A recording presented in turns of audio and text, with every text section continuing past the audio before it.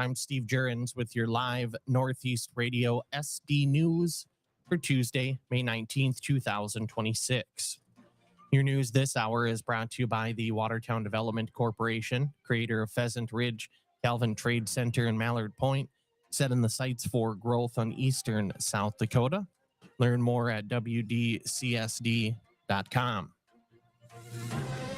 Watertown Parks, Recreation, and Forestry Director Dusty Rodick will retire at the end of June 2026, closing out a long municipal career focused on improving parks, recreation, and facilities, and public spaces. City Manager Alan Stager announced the retirement during Monday's council meeting, praising Rodick's leadership and long-term impact. His work was reflected throughout the night's agenda, including approval of a new $199,000 playground at River Ridge Park and a $135,000 system at Mallard Cove, both under budget. Rodick also finalized a renewed tennis court usage agreement with the Watertown School District, extending shared access through 2039. Stager says the city will begin the search for his successor soon and will ensure the public has opportunities to thank Rodick before his final day. The Watertown City Council has adopted Governance Policy GP01, a new administrative framework that streamlines routine sponsorship and advertising agreements. The policy allows city staff under the city manager's authority to approve agreements up to $10,000 and up to 5 years in length, eliminating repeated council action for small, reoccurring items like T-box signage at Cattail Crossing. Finance Officer Kristen Bobzine said the change removes unnecessary delays in paperwork. Councilman Michael Hoyer praised the effort to reduce inefficiencies. City Manager Alan Stager said the city is taking a measured, step-by-step approach to governance updates after previous large-scale attempts proved too broad. The resolution passed unanimously. The Watertown Council approved the second reading of Ordinance 26-12, updating zoning rules for decks and garages. Community Development Manager Brandy Hanton said the changes fix confusion created by early amendments. The ordinance adds a grandfather clause allowing decks built before 2005 to be replaced with the same or smaller footprint, even if they don't meet today's setback standards.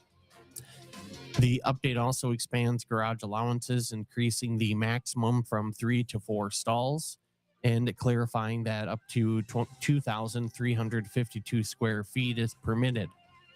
If a lot cannot support an attached garage, that square footage can be shifted to a detached structure without requiring a variance. The measure passed unanimously. The council also approved Ordinance 26-11, correcting a fence height issue affecting double frontage properties.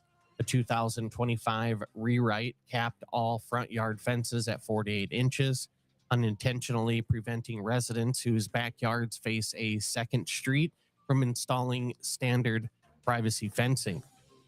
Community Development Manager Brandy Hanton said the amendment now designates the yard with driveway access as the primary front yard, which must allow the 4-foot limit. The opposite frontage, functioning as a backyard, may now have fences up to 7 feet tall. The safety-related Clearview rule remains unchanged. The Planning Commission recommended approval 7-0, and the council passed it unanimously.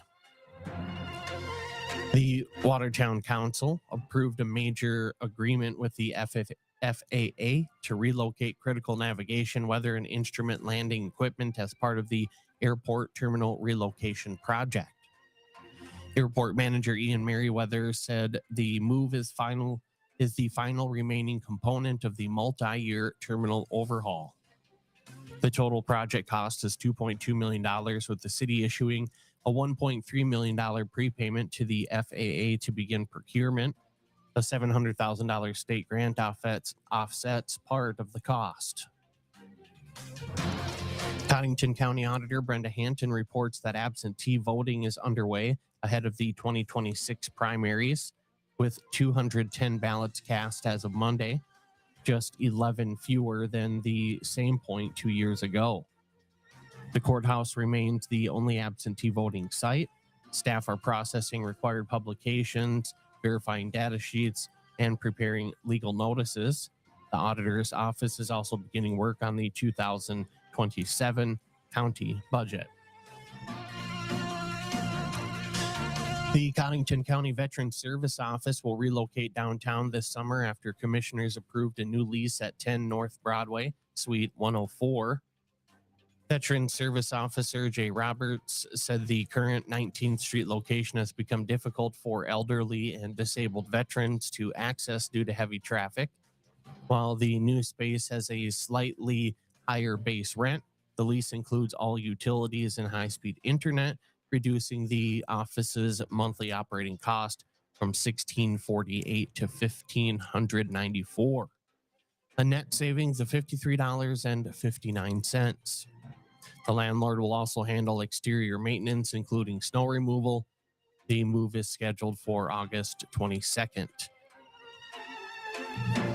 The county commission has approved a new pretrial case manager position to help reduce rising court-appointed attorney costs.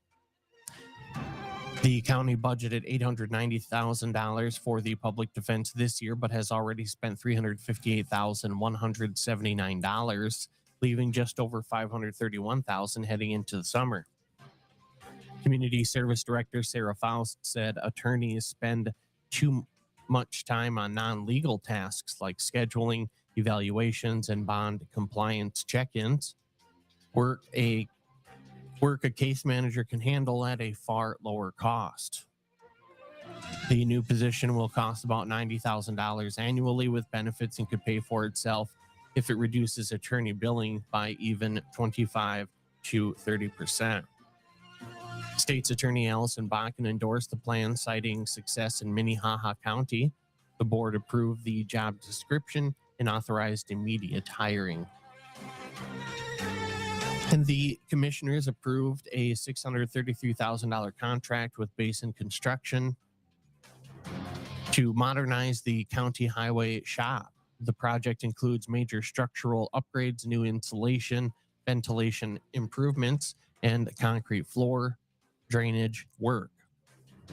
The board also approved alternate 1, replacing overhead bay doors for $19,000, and alternate 2, upgrading electrical master panels for $165,000. The facility upgrade fund is capped at $750,000, and accepting all alternates would have exceeded that limit. The generator may be rebid later if funds allow. Your news this hour was brought to you by the Watertown Development Corporation, creator of Pheasant Ridge, Calvin Trade Center, and Mallard Point, setting the sights on growth in eastern South Dakota. Find out more at WDCSD.com. Read more full in-depth stories online at northeastradiosd.com. Check out the daily news recap podcasts and live interview uploads. And don't forget to sign up for our newsletter delivered straight to your inbox every morning at 6 a.m. And with today's local and state news from Northeast Radio SD Studios in Watertown, South Dakota, I'm Steve Jurens.